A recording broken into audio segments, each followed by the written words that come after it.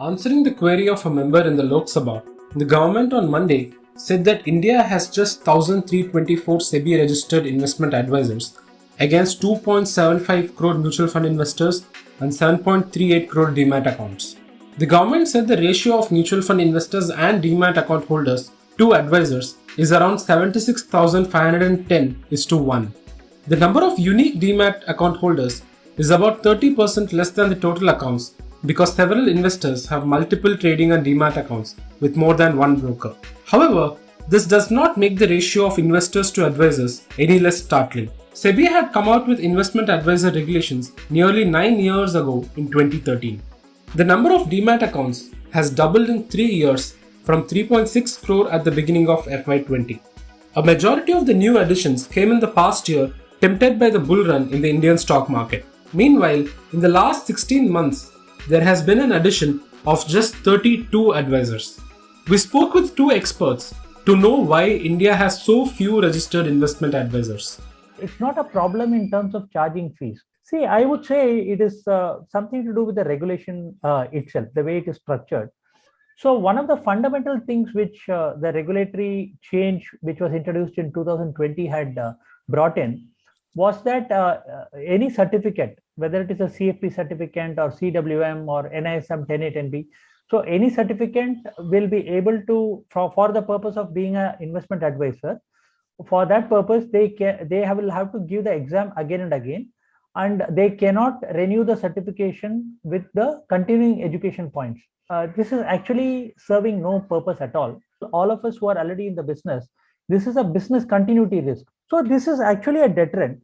So other thing is, see, they have also increased the requirement in terms of qualification, education, apart from the certification. Qualification now is the postgraduate qualification. So now any investment advisor who wants to come into this practice will have to be a postgraduate in those designated areas, whether it is statistics or whether it is finance or whether it is any of those mathematics and so on and so forth. So now that is one. And any new person who has to come in also has to have 5 years of experience in that appropriate line. Another unprecedented thing which is also brought in this thing is that there is a fee cap. And the last one which I want to say is that even if I want to recruit a client-facing advisor, the same things will have to be done by that person also. That person also has to be a postgraduate. Instead of 5 years, they have given a relaxation to 2 years. But the same certification and same giving the exam again and again, that is also again going to be there, which is super challenging for anybody in the profession. Broadly, the concept of RIA has been around for a few years, but I think what has changed over the past a little over 2 years is the segregation of distribution from advice.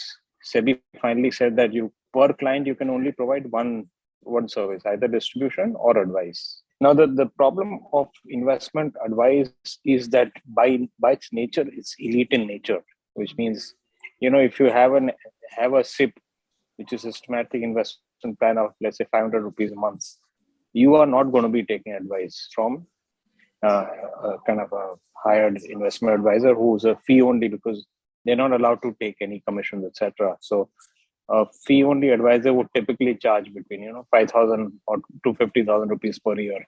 What used to happen earlier was, which is probably true even today, is that distributors used to provide the advice, and they used to rely on which of course exists even currently, on incidental advice, which is allowed to them under the regulations. So as opposed to that, registered investment advisors are registered with SEBI. They have very high qualifications. So it's an expensive license to hold, has pretty high standards.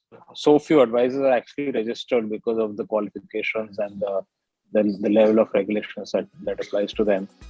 While it is true that many of the small investors who invest a few thousand rupees in mutual funds each month cannot afford an advisor, we cannot ignore the fact that current advisor numbers are inadequate even for the higher middle class and high net worth population who are willing to pay. With annual mutual fund SIP inflows crossing rupees 1 trillion for the first time this year, SEBI should do more to increase the advisor base so the financial future of young investors today is in stable hands. If you like this video, share it and subscribe to Business Standard. For more news, views and insights, log on to www.business-standard.com. Do also follow us on YouTube, Twitter, Facebook, Instagram, Telegram and LinkedIn.